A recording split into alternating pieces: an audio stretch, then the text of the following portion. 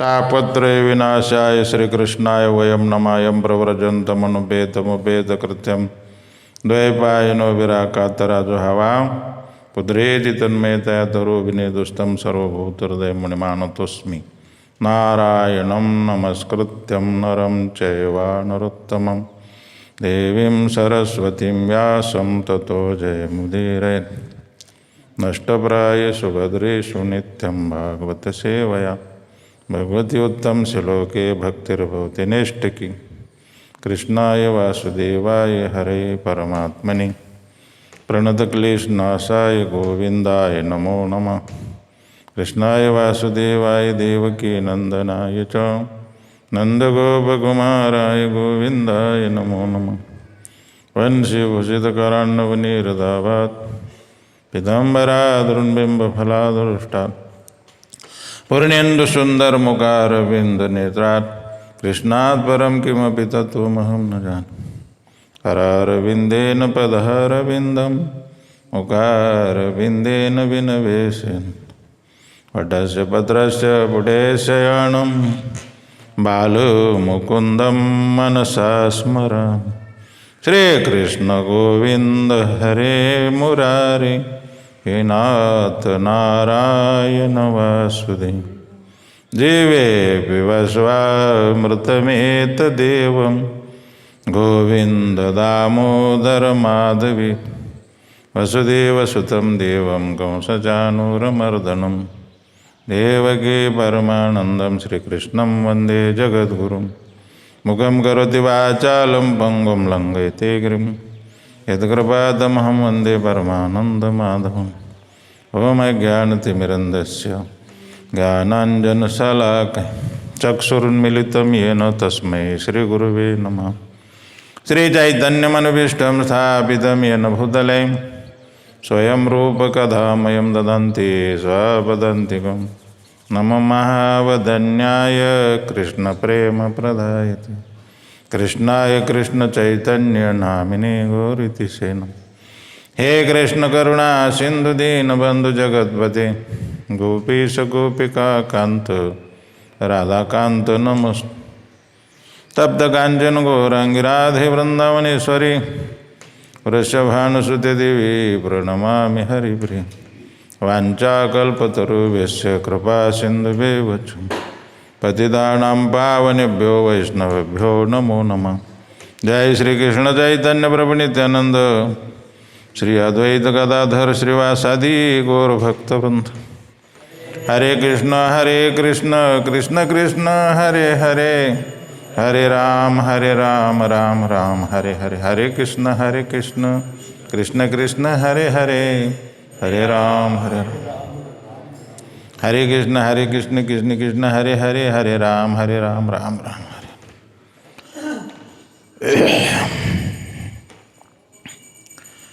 हम कल बता रहे थे कि नारद जी की माता चली गई। माता के कारण लड़के अटक जाते हैं। कभी कभी माता के प्रति प्यार भी होता है बच्चों का। मैं शुरुआत में जब कहीं भी जाता था तो घर की याद आती थी मुझे। आलंदी में भी जाता था तो भी आलंदी में पहले गया तो घर की याद आते थे। आप लोगों को भी आता था? आप लोगों के घर जहाँ नज़दीक है, मैं तो कब शुरुआत में ही वृंदावन चला गया था। वहाँ भी याद आती थी कि महाराष्ट्र में कैसे जाए वापस। तो माँ की याद आती, पिता की, सब घर के मित्रों की याद आती। इनसे पीछा छोड़ाना बड़ा कठिन होता है। मातृभूमि जननी जन्मभूमि से स्वर्गादपि गर्यस्य। अपनी मातृभूमि और माता को स्वर्ग से भी बड़ा माना है। तो याद आती है। तो नारद जी को भी बच्चे थे और छोटे थे 4-5 साल के। तो माता के लिए रोए होंगे थोड़ा, सभी लोग रोते ही हैं, लेकिन माता पिता के लिए रोना मेरे लिए संभव नहीं रहा।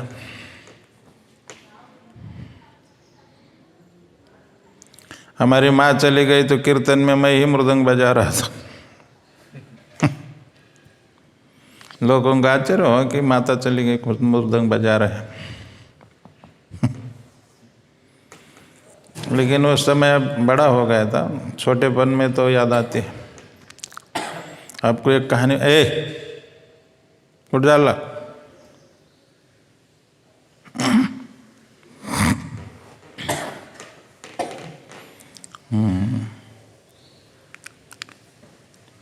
मैं एक आपको कथा सुनाता हूँ। कुछ ऐसी मिली जुली कथा है, 9वें स्कंद में आती है। अजगर का लड़का था सुनिशिप। दोनों इधर सुनो, मोबाइल में तुम मोबाइल में इतना गर्क हो जाते हो, आप सारा भी सामने खड़ी हो जाए तो तुमको कुछ पता नहीं लगेगा।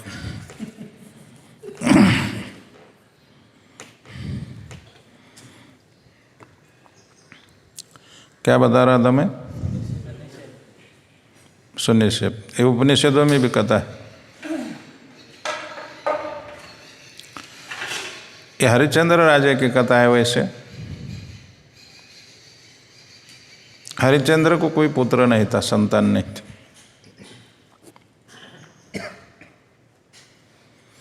तो वरुण देव को प्रार्थना की,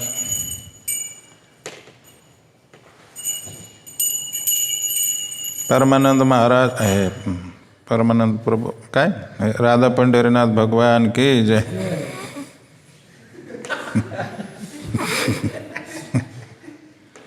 मुझे याद नहीं रहता कथा क्या बता रहा था। कोई पुत्र नहीं था, तो वरुण को मन्नत की, वरुण का यज्ञ किया और बताया कि लड़का हो, मुझे एक पुत्र हो जाए और वो ही आपको हम क्या करेंगे, बलि चढ़ाएंगे। तो पुत्र की क्या जरूरत है, बलि चढ़ाना है तो पुत्र की क्या जरूरत है। पता नहीं लोग ऐसे कैसी प्रतिज्ञा करते पता नहीं। तो लड़का हुआ, यज्ञ करने के बाद लगा, उसमें उस समय मंत्र में बहुत पावर, अभी भी मंत्र में पावर है, ब्राह्मणों में पावर नहीं। अगर ब्राह्मण ठीक रहे तो मंत्र भी ठीक से काम करेंगे। मंत्र के लिए बहुत नियमों का पालन करना पड़ता है। बहुत आचरणशील व्यक्ति के मंत्र सक्सेस हो जाते हैं, और उसके उच्चारण का दोष न हो। उच्चारण दोष होने से मंत्र उच्चारण करने वालों को पुण्यतिथि कर देता है। मतलब अक्षरों के जो स्थान है उसी स्थान से उसको उच्चारण किया जाता है, ध्यान रखना। बात आ गई इसलिए बता रहा हूँ। अक्षरों के जो स्थान होते हैं उसी स्थान से उच्चारण किया जाता है। राम, आप कितना पढ़े? हाँ, इंजीनियरिंग किया है, बहुत अच्छा है। ये बताइए क का स्थान कौन सा है उच्चारण का?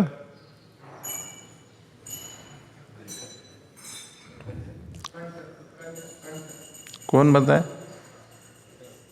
आपको पूछा था क्या? बीच में बोलने की क्या मतलब जरूरत है? इंजीनियर लोगों को बोलने दो। कंठ क ख, ये जो स्थान होते क ख ग घ, इस कंठ से उच्चारण होता है। यमगणानाम नासिकम च, यमगण, ये जो अक्षर है और नाक से उच्चार, और उसमें भी अनुनासिक ननुनासिक होते। तथ उनका स्थान है दांत। पफ, पफभ्याम ओष्ठ, पफ का स्थान ओठ है। अब ये ओट के ऊपर ओट लगना चाहिए तभी उस मंत्र का प्रभाव पड़ेगा। गलत अगर नहीं भी वो ओट के ऊपर ओट और दंतवे का जो है दंतवे व्यंजन जो है उनका अगर दांतों के ऊपर दांत नहीं पटकते तो उस मंत्र का प्रभाव गलत हो सकता है। समझ में आया? जिस स्थान से उस मंत्र अक्षर का उच्चारण करना चाहिए उसी स्थान से करना पड़ता है। नहीं तो तुकाराम महाराज कहते मंत्र चढ़े थोड़ा तरी धड़ची होय वेड़ा, मंत्र चढ़े पिसे लागते सत्वर, आ बद्धते फार तरले नामी। ये हरे नाम से आबद्ध लोग जो पढ़े लिखे नहीं मेरे जैसे वो गवार लोग भी उसको उद्धार हो गया हरे नाम से, क्योंकि इसका उच्चारण का कोई दोष नहीं, गलत भी उच्चारण किया तो भी चलता है। गलत उच्चारण या तो मंत्र के जैसे गाली जैसे दिए जाती तो उससे भी लाभ ही होता है। हराम खोर हराम बोलने से भी आपको मंत्र उच्चारण का फल मिलेगा। तो वेद मंत्र है उसमें बहुत नियम है, लेकिन इस मंत्र को नियम नहीं। हमारा हरे कृष्ण महामंत्र है ना, कुछ लोग क्या बोलते हैं मालूम? प्रभु गौर से सुनिए। और कुछ लोग बोलते हैं कि ये लोग है ना हरे कृष्ण वालों ने हरे राम पहले था लेकिन हरे कृष्ण को ऊपर रख के अपना हरे कृष्ण को बढ़ावा देने के लिए ऐसा किया, उसको ऊपर रख दिया। अभी ये जो मंत्र है ये वेदों में कलिसंतरण उपनिषद में आया। वेद मंत्र जो है विशेष करके ब्राह्मण लोग उच्चारण करे और उसको गुरु के द्वारा लेना पड़ता है और उसका विधि होती है, उसके अनुसार उसका अनुष्ठान करने से लाभ मिलता है, गलत उच्चारण से लाभ नहीं मिलता। इसीलिए चैतन्य महाप्रभु ने यह मंत्र उपनिषद का न लेकर पुराण से लिया, ब्रह्मांड पुराण से। ब्रह्मांड पुराण में ये वृषभानु को कोई क्रतुमुनि या कौन से मुनि थे, उन्होंने उनसे वो मंत्र लिया। कौन? वृषभानु। वृषभानु कौन है? राधा रानी के पिता। और चैतन्य महाप्रभु को कौन है? राधा भाव में। तो इस हिसाब से मंत्र लिया है। ब्रह्मांड पुराण में इसका रूप सेम ऐसा ही है, हरे कृष्ण कृष्ण कृष्ण हरे हरे।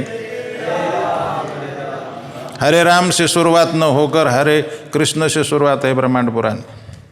इसीलिए ये पुराण में प्रमाण है इसका। ऐसा नहीं कि हरे कृष्ण वाले ने अपना कृष्ण का बढ़ावा देने के लिए ऊपर रख दिया। शास्त्र की बात है। बापू तेरे को मालूम है जो फारे अलग दिसते काय खाल्ले राहते? वांग फार हानले दिसते, मसाला वांग बहुत खाता है वो। मंगलवेड़ा में गए थे प्रोग्राम में, 5 गिलास खीर पिया। खीर क्या कौन सा स्वेटर है, कौन सा क्या बनाया था? काजू बादाम का वो था, सब काजू बादाम ऊपर दिखाई दे रहे। तो 5 गिलास है। तरी मैं ऐसा सोचता हूँ कि इसका शरीर इतना दष्ट पुष्ट कैसे? इसका खाने को बहुत मिलता है प्रचार में, इसीलिए हम प्रचार नहीं छोड़ते। जो बैठे रहते ना उन ऑफिस में उनको कुछ नहीं मिलता, हम लोग प्रचार में बहुत मालामाल होते। लोग पैर धोते हैं। कल मैं लघु शंका के ले गया, मैं पानी मांगा तो इनका काका था धनुर्धर अर्जुन प्रभु का, उन्होंने खुद ही मेरा पैर ही धोना चालू कर। मैं बोला ये क्या करे? तो माना नहीं वो लोग। और फिर इससे भी पैर पूछे, वो क्या बोलते गमजा जबरदस्ती से। तो कोई सुनता नहीं हमारा आजकल। क्या बता रहा था, ये बात कैसे आ गई मंत्र की? वेद मंत्र। तो यज्ञ के अनुष्ठान से, पुत्र कामिष्ट यज्ञ जैसे यज्ञ करने से और प्रजन्य याग करने से बारिश गिरती थी। उस समय के ब्राह्मण जो ऋषिमुनि थे पावरफुल थे। मेरे बचपन में भी ब्राह्मणों को बहुत लोग डरते थे। उनका शापवानी बहुत सही हो जाती थी। अभी कोई नहीं डरता, क्योंकि अभी के ब्राह्मण जो है ढाबा के ऊपर रहते ज़्यादा और नशा पान सब करने लगे, इसलिए अब उनका कोई सामर्थ्य नहीं रहा। मेरे ख्याल से मार्कंड पुराण में है, कहीं कहाँ है, कलिम राक्षसा कलिम आश्रित जायन्ते ब्रह्म योनिषु। हाँ हाँ, बड़ा पुराण नरसिंह ब्रह्मांड पुराण में, मार्कंड पुराण में भी, नरसिंह पुराण में भी हो सकता है। तेरा ज्ञान बहुत है यार, मैं तो तेरे को सिंपल समझा, आगे बढ़ रहा है। हम ही पीछे रहेंगे लगता है, इतना पुराने होकर भी हम पीछे ही रह गए, पर हम सबसे पीछे ही रह गए। कोई पद भी नहीं मिला हमको, केवल प्रचार करो। मेरे को पद प्रतिष्ठा चाहिए। क्या बता रहा था? तो यज्ञ करने से हरिश्चंद्र पुरोहित नाम का पुत्र हुआ, लेकिन ये चिंता बनी रहती थी।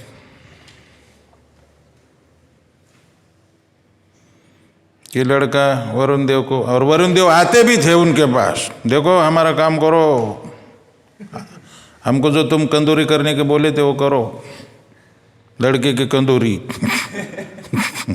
उसको बलि चढ़ाओ, नर बलि, यज्ञ करो। वो बोलते था अभी लड़का छोटा है, उपनयन संस्कार के बाद करूँगा, अभी लड़का छोटा है, इसलिए ये संस्कार होने, ऐसा करते करते 12 साल गए, ढकलते गए आगे। किसी ने कहा कि वो बच्चे को बोले अरे भाग जाओ, पिताजी तुम्हारी पुण्यतिथि करेगा, वो चला गया। कहाँ गया पता ही नहीं, रोहित भाग गए। और ये इसके कारण वरुण का कोप हो गया। और वरुण देवता बहुत क्रोधित होते हैं भाई, उनके अनुष्ठान करना ठीक नहीं रहता। कृष्ण ही है, गलती भी हो गई तो क्रोधित नहीं होते, देवता तो छोड़ते ही नहीं आपको। देवता का एक तो अनुष्ठान करने से शुरुआत में ही संकट चालू हो जाते, प्रसन्न भी हो जाएंगे तो भी फल ठीक से नहीं देते। अंतवंत फलम तेषाम तद भवति अल्पमेधस, अंतवान नाशवान ही फल मिलेगा। अंतवंत, वो अंतवान फल मतलब आपको मृत्यु के समय कुछ काम नहीं करेगा, नष्ट होने वाला है। पुत्र भी मिलेगा तो वो क्या काम करेगा, धन भी मिलेगा कोई लाभ नहीं। यान्ति देव व्रता देवान पितृ यान्ति पितृ यान्ति मध्याजिनोपेमा। भगवान का जो भजन करेगा वो भगवान के पास जाएगा, बाकी का तो देवताओं के लोग मिले भी तो भी क्या, कल्पांत में देवताओं का एक भी लोग नहीं रहता, क्या फायदा होने वाला। मैं कहता है पुण्याची पाव, अब विषय दूसरी तरफ जा रहा है, इसलिए मेरे को अपने को समेट लेता हूँ। Control Santdas, control. तो ये वरुण क्रोधित होने के कारण इनको जलोदर नाम के रोग हो गया। हरिश्चंद्र को पेट फूल गया इतना, बार बार पानी निकलना पड़ता था। ये कहानी उसको मालूम पड़ी, रोहित को मालूम पड़ी, तो वो बोला चलो मैं ही जाता हूँ। लेकिन इंद्र आते थे, इंद्र भी बीच में डिस्टर्ब हो, देवी देवता का आपस में बनता नहीं। महाभारत में भी है, सूर्य ने उसको कवच कुंडल दिए कर्ण को, इंद्र बोले कवच कुंडल दे दो मेरे को, निकाल लिए। देवी देवता कभी बनता नहीं, देवलोक में जाना मत। जो झगड़ा इधर होता है वही झगड़ा उधर भी होता है। इसीलिए झगड़ा में नहीं जाने का हमको अभी, वहाँ इधर छोटा होता है उधर बड़ा होता है, इसीलिए उधर नहीं, सीधा गोलोक में, क्योंकि उधर कोई झगड़ा नहीं। तो इंद्र बीच बीच में उनको आने का सोचता था पिताजी के लिए, लेकिन इंद्र बीच में ही भगा देते थे, जाओ वापस, क्यों मरते हो? आते समय एक बार सोचा कि मैं दूसरे लड़के को खरीद लूँगा। आजीगर्त को 3 लड़के थे। बड़े लड़के के प्रति आजीगर्त का प्यार था और छोटे लड़के के प्रति माता का प्यार था और बीच वाला था सुनिशेप।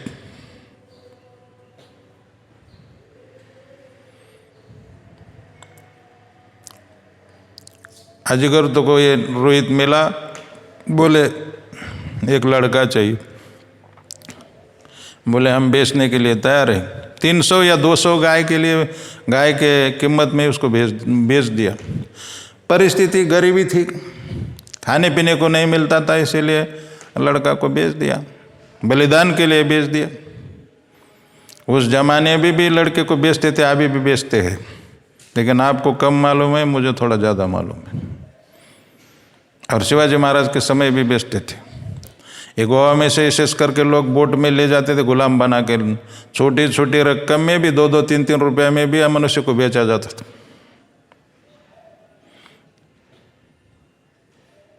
ये पुराने ज़माने की कथा है, बहुत त्रेतायुग से भी पहले की।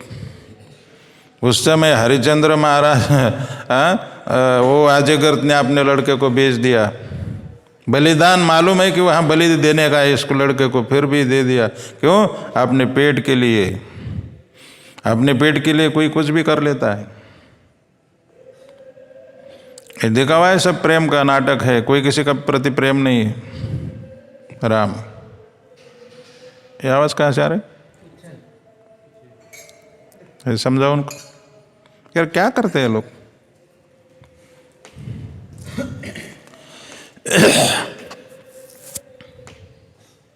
कान में लगा के सुनो, बोलो जो सुनना है। तो क्या बता रहा था मैं? पेट के लिए तो अपने बच्चे को भी बेचा जाता है, बच्ची को, लड़की को भी बेचा जाता है। हाँ, कितनी कर्नाटक से लड़की आती है महाराष्ट्र में, खरीद के शादी कर लेते हैं। महाराष्ट्र में अब लड़की नहीं रही। बहुत लोग बाद में ब्रह्मचारी बनेंगे इस्कॉन में। इस्कॉन माला माल हो जाएगा। ये फायदा ही है हमारे लिए, क्योंकि शादी होने वाली नहीं किसकी,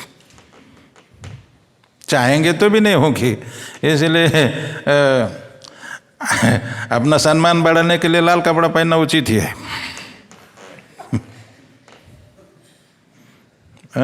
बापू, लड़की तो मिलेगी नहीं। मेरा वही हाल हुआ। बहुत प्रयास करने के बाद लड़की ने, किसी ने भी मेरे को पसंद ही नहीं किया। तो अभी तो अच्छा है, लड़की होती तो गधा मेहनत 8 घंटा काम करना पड़ता, खाने को ठेसा भाकरी मिलती। अभी तो मैं डेली रबड़ी खाता हूँ, बासुंदी।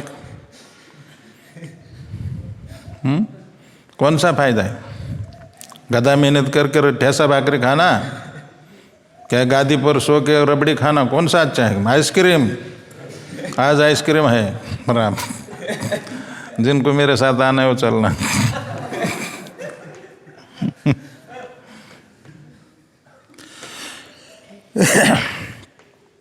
वास्तव में परिस्थिति ऐसी है, लड़कियां बेची जाती है, लड़के बेचे जाते हैं।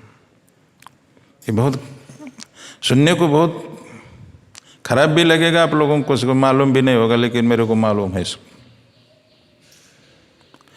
ये सब कोई माता पिता क्या प्रेम करेंगे ये लोग, कुछ नहीं, ये तमाशा है। मैं पूना जिला में देखा, जहाँ MIDC का एरिया है, वहाँ के बहनें अपने भाई को हिस्सा मांगती पिता का, और हिस्सा देने के बाद उनका संबंध सदा के लिए टूट जाता है। एक दूसरे को बात भी नहीं, कोर्ट में जाकर मांगते, अगर ऐसा नहीं देगा तो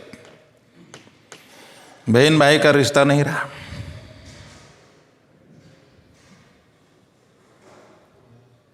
पुराने ज़माने का एक उदाहरण सुनना चाहोगे तो मैं बता सकता हूँ, बहन भाई का। हाँ, प्रेम के ऊपर बता रहा हूँ। बिना प्रेम के भी उदाहरण मेरे पास है, लेकिन इस कथा बहुत लंबी जाती है। राम दरबार इन बातों को कुछ समझता भी नहीं, सोचेगा ये कथा कुछ नहीं, नारद जी का कुछ नहीं बोले। क्या मैं नारद नारद करते रहूं?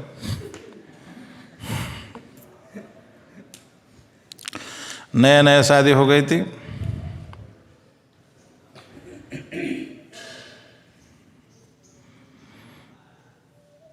और दिवाली का त्यौहार था, और उसको हमेशा अपने मायके की याद आती थी लड़की को, कि मुझे इस त्यौहार को ले जाने के लिए पिताजी नहीं तो भाई आएगा। और उस रास्ते को हमेशा राह देखती रहती थी कि कोई आया है क्या, कोई, और कोई भी आता तो उसको लगता था कि जरूर ये मेरा भाई होगा या तो मेरे पिताजी होंगे। और एक दिन वास्तव में उसका भाई आ गए।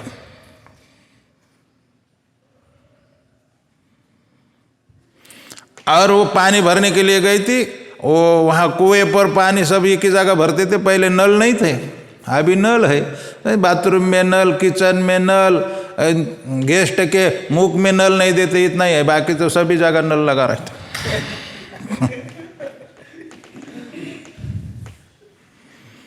गर्म पानी का नल, ठंड पानी का नल। मैंने बचपन में एक फिल्म देखी थी, वो चुनाव में नेता, वो चुनाव में खड़ा था नट, वो बोल रहा था कि भाई हम आपको 3 नल देंगे। बोले 3 कौन सा? बोले एक गर्म पानी का, एक ठंड पानी का, और बोले तीसरा, बोले बिना पानी का। बोले बिना पानी का क्यों? बोले जिसको नहाना नहीं उसके लिए बिना पानी। नहाना ही नहीं तो बिना पानी का। इस तरह का नेता लोग वादा करते रहते कुछ भी। वास्तव में उसका भाई आया और वो वही पानी, जो पानी के कुएं के पास एक पेड़ के नीचे गाड़ी छोड़ी, बैल को कुछ घास खिला रहा था, और इसने देखा और वहाँ अपने सखी को, सहेली को बोल रही थी कि देखो वो मेरा भाई है, वो गाड़ी है ना मेरे भाई के गाड़ी जैसी गाड़ी है, और वो जो बैल है ना हमारे ही पिताजी के बैल है, वो बिल्कुल मेरा भाई है, मेरा ही भाई है, बिल्कुल मुझे लग रहा है कि मेरा भाई। तो सखी बोली कि बहुत पास में है, जाके क्यों देखती नहीं, जाके बात क्यों नहीं करती? बोली नहीं, अगर मैं वहाँ जाऊंगी और मेरा भाई नहीं निकलेगा तो मेरे को बहुत दुख होने वाला है, इसीलिए इसी भ्रम में मुझे रहने दो कि वो मेरा भाई है। समझ में आया? उस समय पुराने ज़माने में प्यार था। दिवाली के त्यौहार होता है ना, भाव बीज, एक बहन के यहाँ भाई गया तो वहाँ सुपारी, पान सुपारी देते हैं, वो सब होता है। दीपक से उसकी आरती उतारी जाती है, भाई की तिलक लगाया जाता है, बराबर है प्रभु। तो वो बहन ने पान सुपारी उसको दे दी, आरती उतारी। तो उस समय उस ज़माने में 5 रुपया 10 रुपया बहन को देते थे। अभी 500 1000 भी देते हैं, क्योंकि अब माला माल हो गए लोग। उस समय 1 रुपया भी बहुत होता था, लेकिन इसके जेब में 1 रुपया भी नहीं था। उसके आंखों में पानी आ गए कि मेरी बहन ने मेरे को आरती किया और मैं कुछ दे नहीं पा रहा हूँ। अब बहन के भी आंखों में आंसू आ गए कि मेरा भाई गरीब है।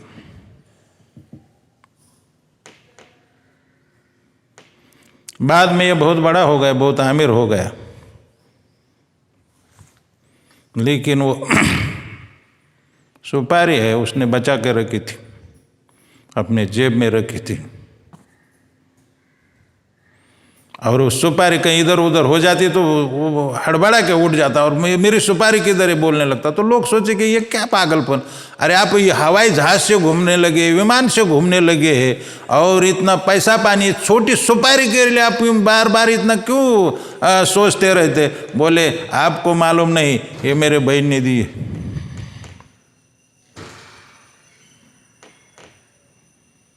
तो एक जमाने वो प्रेम था आपस में, अब वो कुछ नहीं रहा। सब कोर्ट में अपना हिस्सा मांगने लगी। अब देखो, मैं तो पुणे में उधर अभी आया, पुणे से बारामती, उस एरिया में कोई किसी का नहीं। आजकल तो मैं ये बोल रहा था कि लड़के बेचे जाते, लड़के बेच दिया। रोहित ने उसको ले लिया 200-300 गाय देके। क्यों? इसके जगह पर उसको बलि देना है। और उधर जाने के बाद भी यज्ञ का मुझे पूरा ठीक ठीक ज्ञान नहीं, प्रभु जी पीछे बैठे, उनको पता है। बलि को एक स्थान पर बांधा जाता है ना, बांधा जाता है वहाँ मंत्र के द्वारा उसको शायद बांधा जाता है। तो और सुनिश्चय रो रहा था, तो कोई ब्राह्मण ऋषि मुनि कोई बांधने के लिए तैयार नहीं हुआ। एक बार बेच दिया तो छोड़ देना चाहिए ना। फिर भी आजीगर्त ने 200-300 गाय लेकर फिर उसको खुद बांधने के लिए पिता तैयार हो गया, देखो। और फिर खोलकर बलिदान देने के लिए भी कोई ऋषि तैयार नहीं था। उस समय भी आजीगर्त ने 3 समय गाय ले ली, लगभग 900 गाय ले ली। आपने लड़के को इतना पीछे पड़ गया मारने के लिए, लेकिन विश्वामित्र ने बचाया उनको। विश्वामित्र ने उनको वरुण का मंत्र दे दिया। उसमें विश्वामित्र थे, ऋत्विक या पुरोहित कुछ भी हो, मेन लीडर थे वहाँ विश्वामित्र। उन्होंने वरुण का मंत्र दिया, बोले इसका जप करो। अब वरुण प्रसन्न हो गए और उसको छोड़ दिया, और उसको हरिश्चंद्र को भी छोड़ दिया, सबको माफ कर दिया। और ये लड़का विश्वामित्र का लड़का के रूप में ही गिना गया। जो लड़के उनको मानने के लिए तैयार नहीं हुए, विश्वामित्र ने उनको शाप दे दिया, तुम चंडाल हो जाओ। और ये अपने लड़के में सबसे बड़ा लड़का माना इसको विश्वामित्र। हम लोग विश्वामित्र के हमेशा निंदा करते, लेकिन ये बहुत अच्छा काम किया।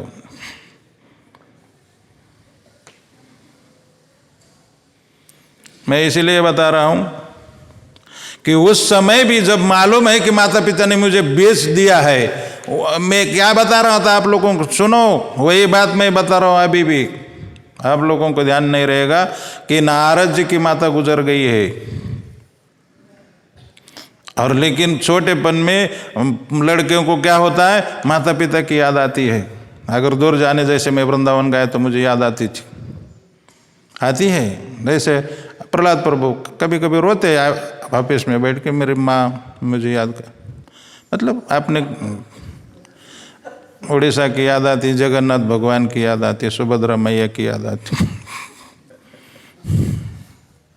मैं बोला यार, आपके देव को कोई अच्छे नहीं है, उनको हाथ पैर भी नहीं है। हमारा पांडुरंग कैसे हाथ पैर देखो।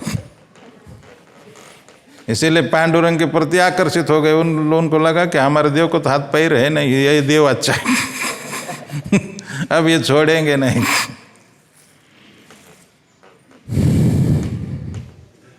क्या बता रहा हूं मैं?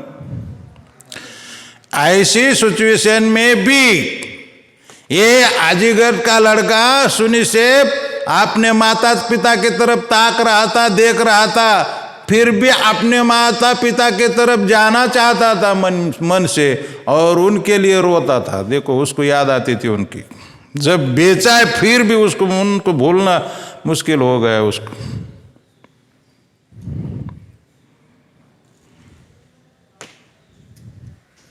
रोता था उनके लिए कि मेरे माता पिता मुझे कैसे मिल सकते। इतना अन्याय हो गया, फिर भी मुंह नहीं छूट रहा था। तो नारद जी तो छोटे थे। हमने तो एक बार सुना है, एक उदाहरण मैं आपको बता रहा हूँ। शादी हो गई एक लड़के की। पत्नी बोली, इस घर में या तो मैं रहूंगी या तो सास रहेंगी।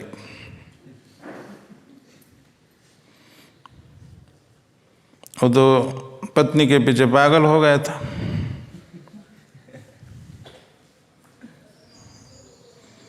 बोले तुम ही रहोगे, बताओ मुझे क्या करना है।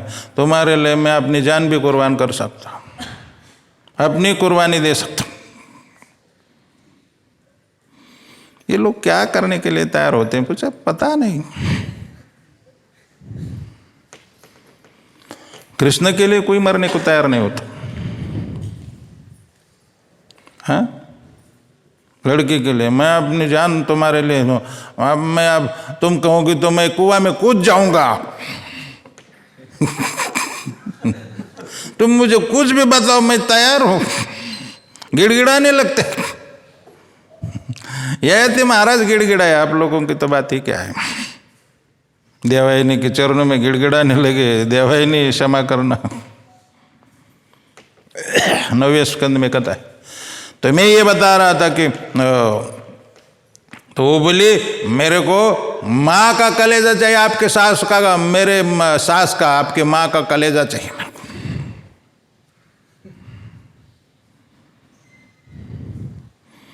बोला हो जाएगा काम। माता को मार डाला और कलेजा एक कपड़े में बांध के ले जा रहा था और पुलिस ड्यूटी भरता रात की। जिस उसने देखा कपड़े से खून गिर रहा है, बोला क्या है। पुलिस ने 2 लाठी मारे। वो पूछा, बोला क्या किया है तुमने। अब बोला मैंने माँ को मारा। तो पुलिस बिगड़ गई। 2-3 पुलिस इकट्ठा होकर बहुत पिटाई करने लगे, बहुत पिटाई करने लगे। तो हमने सुना है कि वो जो कलेजा था ना उसमें से आवाज़ आनी, और वो कलेजा का जो ये गटड़ी थी वो पूरा पुलिस के चरणों में गिर गए। और बोले मेरा जो हो गया सो हो गया, लेकिन मेरे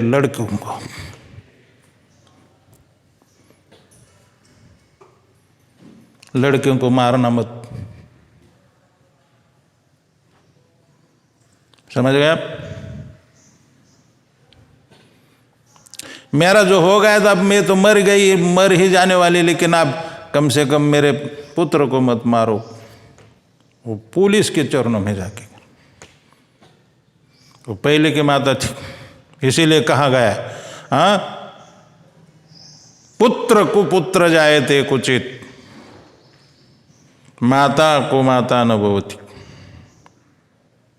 लड़का भले ही पापी निकले, कुपुत्र हो जाए, लेकिन माता कभी भी। लेकिन आजकल इससे लोग लागू नहीं होता।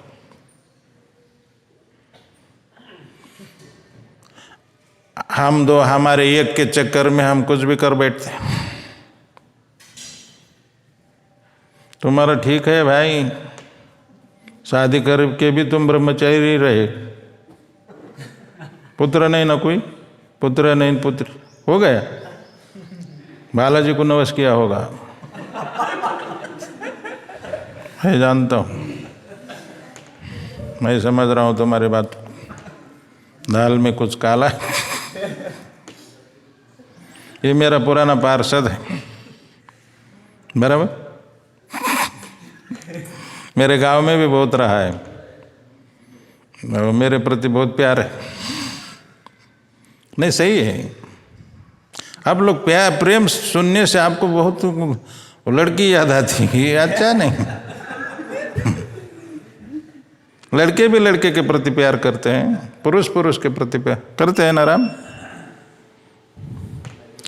बेटा भी माँ के प्रति प्रेम करता है, ऐसे थोड़ी है। आप लोगों को सीधा लड़की क्या दिमाग में घुस गया है, ब्रह्मचारी हो के ऐसे बातें सोचना।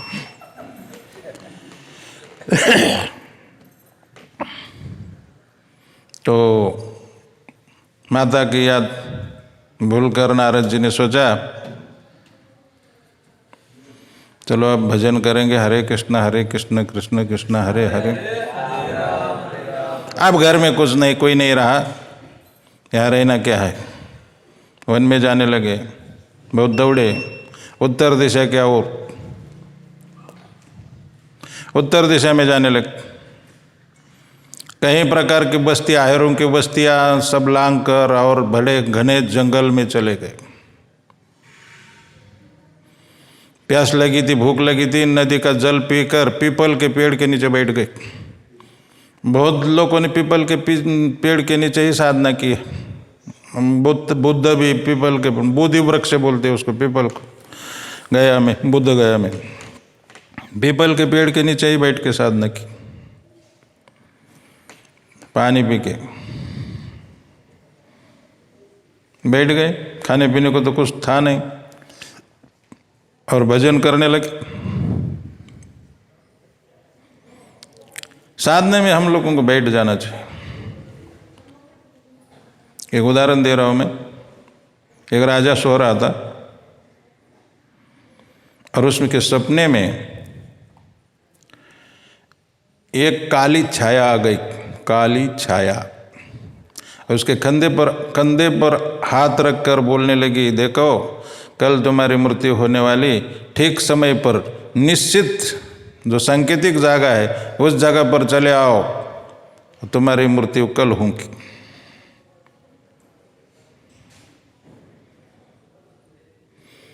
राजा को ये बहुत डरावना सपना था, वो डर गया। पंडितों को बुलाया, बड़े बड़े ज्ञानी लोगों को बुलाया और बोले सपना का अर्थ बताओ मुझे। उन्होंने अपने अपनी किताब खोली, ग्रंथ खोले और देखने लगे। एक दूसरे का मेल कभी नहीं होता पंडित लोगों का।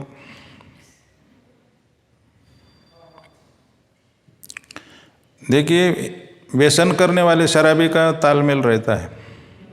दिन भर भले झगड़ने लगे, लेकिन शाम को सब एक हो जाते, अपने अड्डे पर सब एक हो जाते। साधु लोग में कोई एकता नहीं, किसी का एक दूसरे से कभी बनता नहीं।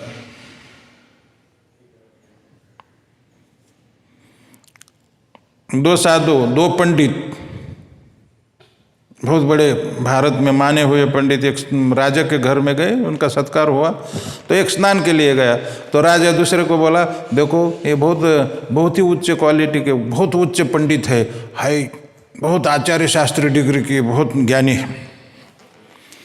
तो उन्होंने कहा, क्या ज्ञानी? वो बैल है।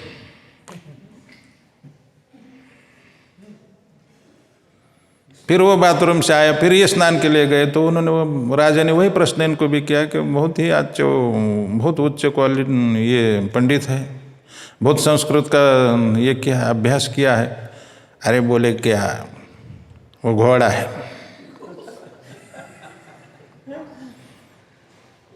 बोले फिर सब स्नान हो के तिलक विलक करके सब बोले अब भोजन करेंगे। हाँ बोले ठीक है। तो एक को घास परोसा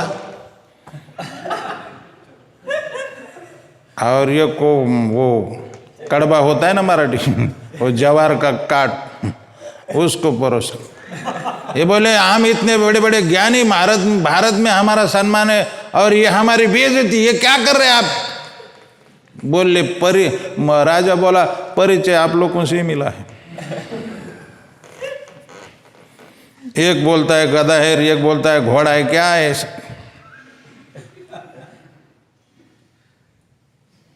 हम लोग कभी एक हो नहीं सकते। ज्ञान हमारा पानी पी रहा है, पानी में डुबकी लगा रहा है। ज्ञान हो के क्या, ज्ञान का कोई फायदा नहीं। भारत में सबसे ज़्यादा ज्ञान है, लेकिन ज्ञान का यूज जो है वो गलत रास्ते में से करते, हम गलत दुरुपयोग करते।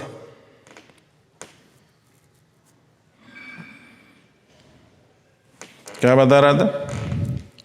तो ये पंडित कभी एक नहीं हुए, तो प्रधानमंत्री बुजुर्ग था, बोले महाराज आप घोड़े के ऊपर बैठ के सीधा चले जाइए, क्योंकि ये लोग कभी कोई फिक्स निर्णय पर नहीं आएंगे और ना कोई उत्तर मिलेगा। इससे अच्छा आप जल्दी भाग जाए, जितना दूर भाग सके। तो घोड़े के ऊपर वो दौड़ा राजा, उसकी बात मानकर बहुत जोर से दौड़ लगाई और कहीं दूर जाने के बाद सूर्यास्त के समय वो छाया ने बताया था कि सूर्यास्त तक तुम वहाँ पहुँच जाना, और कल तुम्हारे सूर्यास्त के समय मृत्यु है। और इतना घोड़ा दौड़ाया, हजारों किलोमीटर चला गया। क्योंकि वो घोड़ा बहुत फास्ट था।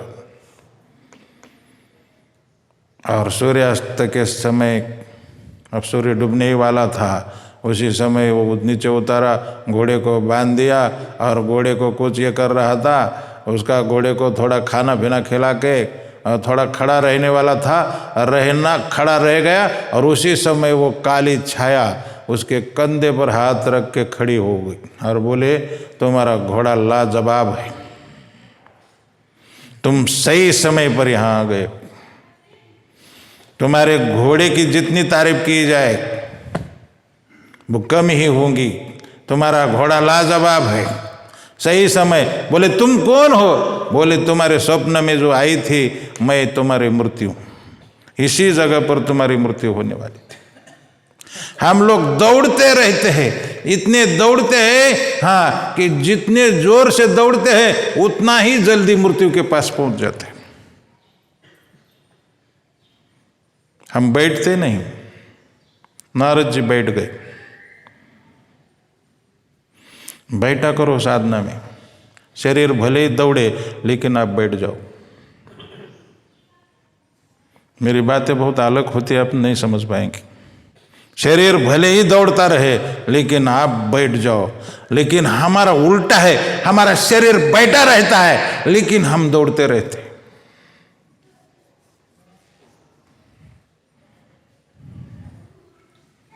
हम तो एक जगह से हिलना भी नहीं चाहते। होता सब हम कामचोर है, सोचते हैं कि सबसे कम मैं सेवा करूंगा और रूम में बैठे रहना चाहते हैं। लेकिन भले ही बैठा रहे लेकिन आत्मा उस जगह पर नहीं रहती। मन के साथ, बुद्धि के साथ, अहंकार के साथ और चित्त के साथ ये दौड़ लगाते रहती। इसीलिए मैं बोला शरीर भले ही दौड़े लेकिन आप लोग मत दौड़ना।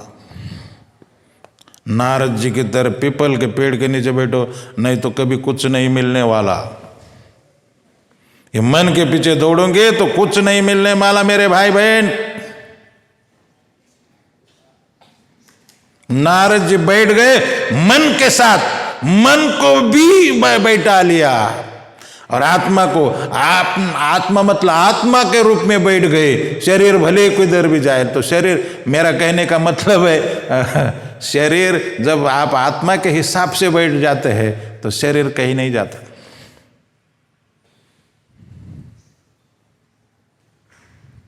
नारद जी पीपल के पेड़ के नीचे बैठे, ये कथा कल होंगी। हरे कृष्ण।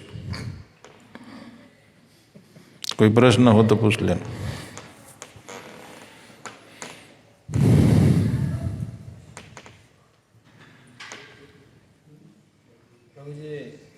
भगवद्गीतेमध्ये मी एका जागी जसं विभूती योगात भगवंत सांगतात की मी स्पष्ट विचार पटापट। आश्वस्त वृक्ष आहे। आश्वस्त नहीं, आश्वस्त। आश्वस्त वो बीमार लोगों के लिए कहा जाता है। वो आश्वस्त है, स्वस्थ नहीं। ते वडाचं झाड आहे का पिंपळाचं? पिंपळाचे। काही जागी तो वडाचं असं वर्णन आहे। मूळ संस्कृत साहित्य आणि जे अमरकोश वगैरे त्याच्यात ते पिंपळाचंच झाड आहे सगळ्या भारताच्या साहित्यामध्ये। इंग्लिशमध्ये थोडीफार मिस्टेक होऊ शकते पण त्या मूळ संस्कृत बदलता येत नाही। पिंपळाच्या झाडालाच म्हटलेलं। अनेक पुराणामध्ये पण तेच वर्णन आहे ना। ते काय एका भगवद्गीतेतच आहे का तर काय? हां, अहो भगवद्गीतेतच नाही, ते दुसऱ्या पुराणाने पण त्याचं वर्णन आहे। पिंपळाचं झाड लावणे पद्मपुराणात आहे, स्कंद पुराणात आहे, सगळ्या ठिकाणी पिंपळाच्या झाडाचं काय महिमा आहे। पिंपळाच्या बुडामध्ये ब्रह्माजी का विष्णू आहे असं, म्हणजे प्रत्येक त्याच्या शाखामध्ये अलग अलग देवता आहे सगळ्या। एक 7 प्रदक्षिणा केल्या तर 10,000 गायी दान केल्याचं पुण्य मिळतं। पिंपळाच्या झाडाचं भरपूर ठिकाणी वर्णन आलेलं। सर्व देव स्वरूप आहे ते। ब्रह्मा विष्णू महेश सगळे देव शाखामध्ये कोणचे देव आहेत, जसं गायीला दाखवले ना तसंच आहे। परंतु सगळ्या दिवशी त्याची परिक्रमा नाही करायची। उद्या करायची नाही. रविवारी पिपळाच्या झाडाखाली जाणं चांगलं नाही. आवळ्याचं झाडसुद्धा खूप चांगलं सांगितलं आहे पद्मपुराणात. एक आवळा जरी मर्दानी, मी मराठी बोलायला लागलो का, मर्दानी एक आवळा जरी माणसाच्या जवळ असला तरी तो वैकुंठात जातो. परंतु कितीतरी तिथीला आवळ्यातला शिवायचं सुद्धा नाही सांगितले. सप्तमीला, रविवारी, मकर संक्रांती अशा अनेक स्थिती आहेत की त्या आवळ्याच्या झाडाखाली गेले की पाप लागतं. एक तुलसी का पेड़ पौधा ही ऐसा है कि उसके पास कभी भी जाओ कोई नुकसान नहीं, फिर भी उसको द्वादशी तिथि को तोड़ना नहीं चाहिए बोला है. समझ में? पिपळाचंच पेड़ आहे ते अश्वत्थ पिपळालाच म्हणतात संस्कृतमध्ये. इंग्लिशमध्ये बॅनियन ट्री, कधी कधी वडाला बी होतं.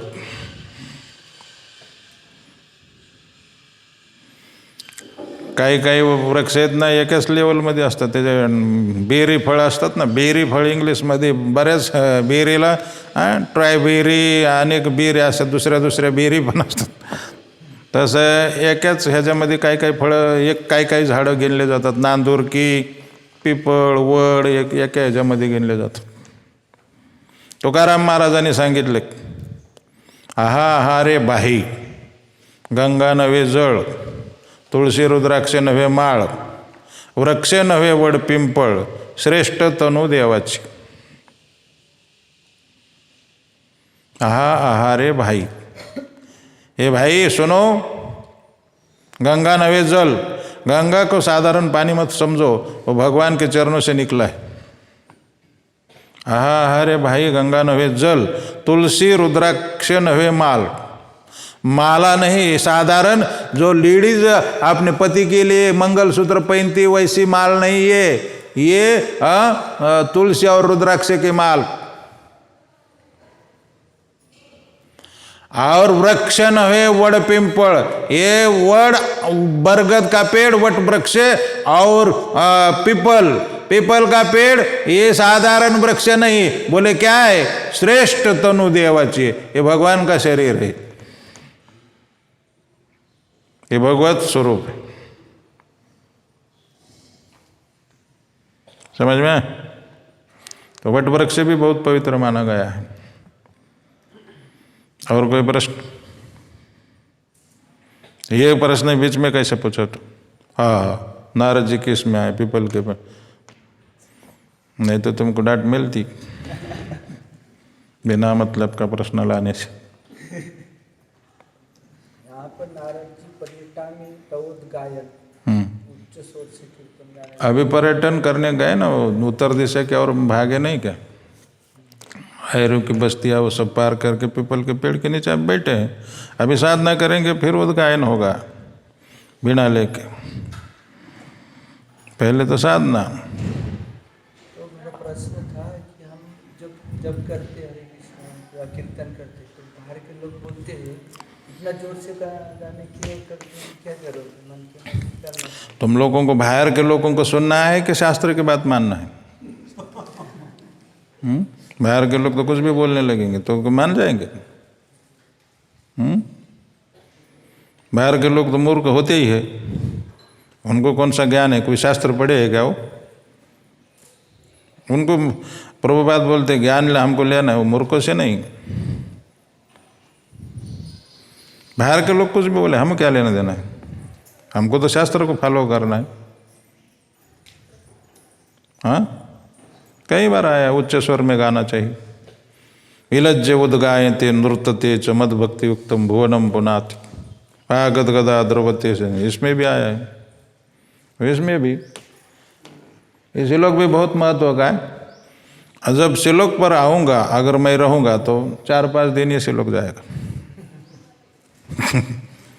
क्योंकि इसमें भी लीला भुवन पावनी, और उसके पहले उद्गायन मतलब जोर से मैं गाऊंगा, जोर से गा के मैं उद्गायन उच्च स्वर में. गाना बोलना, गाना बोलना वो 2-3 प्रकार का होता है। एक तो ह्रस्व होता है, बोलना ह्रस्व होता है, दूसरा दीर्घ होता है। उसको पूछो, धनुर्धर को पूछो क्या दीर्घ ह्रस्व और क्या होता है।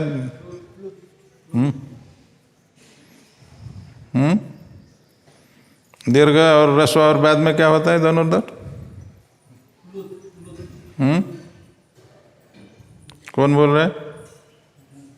कौन बोला? कौन बोला? हाँ, आप बोले। अब ठीक है, मुझे लगा कि ये किशोर ही बोल रहा है। ह्रस्व दीर्घ प्लुत। ये प्लुत होता है ना वो रोने जैसा होता है। रोना, किसी को बुलाना जोर से, हे राम, इस तरह का प्लुत होता है वो। रोना ये प्लुत। मुर्गे जैसा, मुर्गा जैसा बोलता है ना, वैसे उसको वो कहते हैं। मुर्गा जैसे बोलता है, बराबर प्रभु। कु कु कु कु बराबर है, तो प्लुत है ये।